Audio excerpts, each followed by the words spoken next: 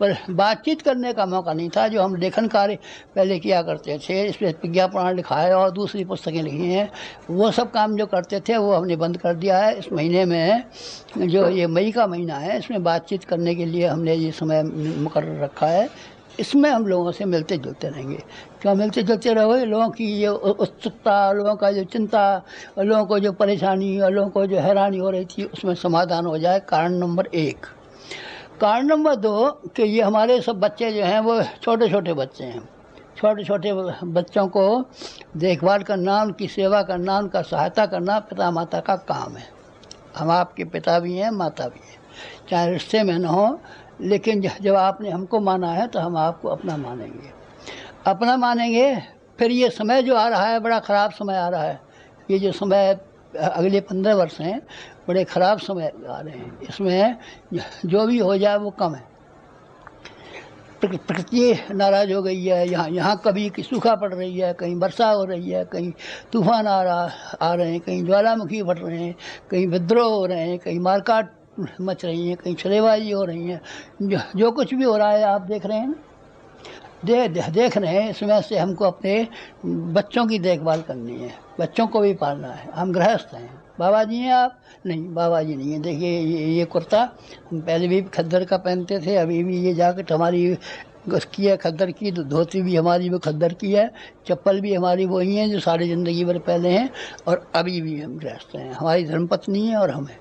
गृहस्थों के जो बच्चे होते हैं, माँ और बाप दोनों इस बात का ध्यान रखते हैं कि हमारा बच्चा बीमार तो नहीं है, हमारा बच्चा भूखा तो नहीं है, हमारा बच्चा स्कूल जा रहा है, इसके लिए फ़ीस में कमी तो नहीं है, हमारा बच्चा बीमार हो गया है, इसके दवा दारू का इंतजाम है कि नहीं, हमारे बच्चे की ब्याह शादी हुई है कि नहीं, और हमारा बच्चा काम धंधे से लगा है कि नहीं।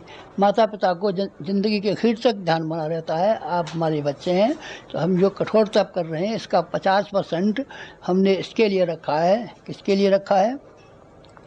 कि हमारा जो 24 लाख का कुटुंब है, इसकी हम देखभाल रखें, इसकी सेवा करें। इसके ऊपर मुसीबत आए तो हम उसके ऊपर 76 जा कर के खड़े हो जाएं, और मुसीबतों से लेकर के उसको ऊंचा उठाने में और आगे बढ़ाने में, उसकी उन्नति करने में जो कुछ भी हम सहायता कर सकते हों, वो हम पूरी तरीके से और ईमानदारी से सहायता करें। ये तो हम नहीं कह सकते कि हम भगवान हैं, पर हम ये ज़रूर कह सकते हैं कि हमारे पास पुण्य की संपत्ति जमा है।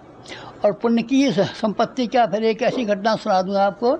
हिंदुस्तान के एक बहुत बड़े आदमी थे, बहुत बड़े का अर्थ यह है कि वो प्रधानमंत्रियों में भी उनका नाम रहा है।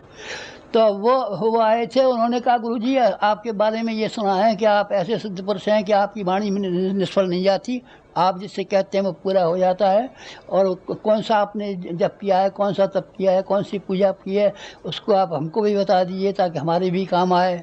तो हमने कहा देखिए, जो आपने कहा है वो हमने सब अपना पूजा पाठ तालीम त्योरी में बंद करके रखा है। अभी तक हमने एक ही चीज़ खोली है, और वो है हम ब्राह्मण हैं। ब्राह्मण होने के नाते हमने जैसा ब्राह्मण को होना चाहिए, वाणी से जैसा होना चाहिए, वचन से जैसा होना चाहिए, चरित्र से जैसा होना चाहिए, चिंतन से जैसा होना चाहिए, व्यवहार से जैसा होना चाहिए, वो सारे के सारे ब्राह्मण के गुण हमने हैं। और जो कुछ भी आपको सिद्धि और चमत्कार दिखाई पड़ते हैं, ये सब उसके हमारे ब्राह्मणत्व के हैं, पूजा के, उपासना के, जप के, तप के रखे हुए हैं। तो हमारा ब्राह्मणत्व अभी भी है, ब्राह्मणत्व को अभी भी हम बढ़ा रहे हैं, तीव्र कर रहे हैं। उसको हम अपने 24 लाख गायत्री परिवार में से हर एक आदमी को ये विश्वास दिलाते हैं कि हम आपकी सेवा करेंगे, हम जब तक जिंदा हैं सहायता करेंगे, हम आपको ऊंचा उठाएंगे, हम आपको आगे बढ़ाएंगे, हम आपके दुख में हिस्सा बटाएंगे, हम आपके सुख को उन्नतशील बनाएंगे। ये काम हमारा बराबर जारी रहेगा। ये अपने कर्तव्य और जिम्मेदारी से हम कभी भी पीछे हटने वाले नहीं हैं। इसके लिए हम तप करते हैं। एक और किसके लिए करते हैं? और एक और बात है, ये 50% अपना जो आजकल का हमारा तप है और सारे जीवन का जो हमारा तप है, उसमें से 50% हमने गायत्री परिवार के लोगों के लिए सुख और दुख में शामिल होने के लिए, सब बात के लिए सुरक्षित रखा है। और 50% जो हमारा तप है वो हमने इसलिए रखा है कि आपको शायद मालूम हो, एक बार पानी की ऐसी कमी पड़ी थी कि कहीं पानी नहीं था, सब पेड़ सूख गए थे, पौधे सूख गए थे, जानवर प्यासे मर रहे थे, आदमी प्यासे मर रहे थे, ज़मीन हाहाकार मच रही थी। तो एक व्यक्ति था और वो व्यक्ति हिमालय पर गया और तप करने लगा। क्या नाम था उसका? भागीरथ।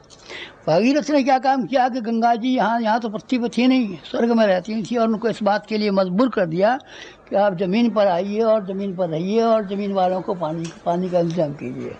गंगा को झक मार करके ये ज़मीन पर आना पड़ा और सब जगह पानी भरना पड़ा। आपके कुएं में पानी निकलता, कुएं का पानी है, वो कुएं का पानी नहीं है, वास्तव में वो नदियों का पानी है।